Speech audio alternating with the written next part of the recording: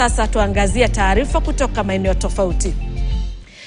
Taharuki ilitanda Jumatatu eneo la Wamba, kaunti ya Samburu, kufuatia maandamano ya wakazi wakilalamikia utovu wa usalama katika eneo hilo. Maandamano hayo yalifuatia tukio ambapo watu waliojihami kwa bunduki walivamia duka moja mjini Wamba na kumuua mfanyabiashara mmoja na kuwajeruhi wanawe wawili, huku wakiiba bidhaa za thamani isiyojulikana.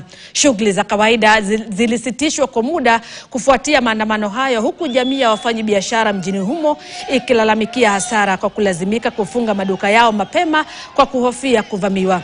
Majeruhi hao wawili walipelekwa katika hospitali ya rufaa ya kaunti ya Samburu wanakoendelea kupokea matibabu.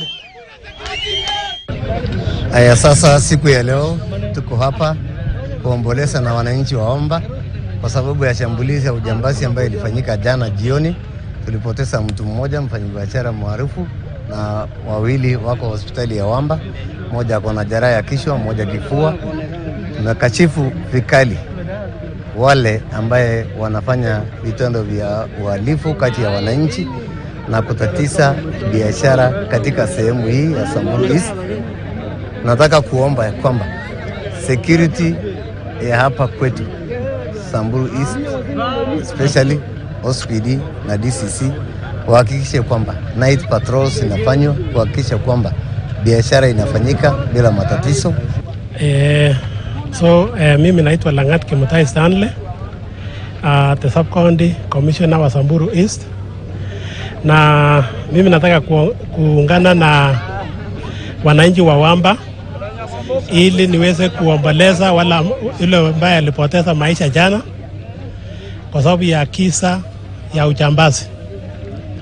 Jambo la pili ni kurai wananchi wote wa Wamba na Samburu East wa ujumla waungane na security team ili tuweze kuimarisha hali ya usalama ya Samburu East.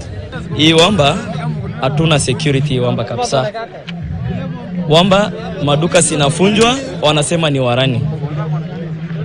Na murani hawezi toka kuiba ng'ombe akuja ibe town.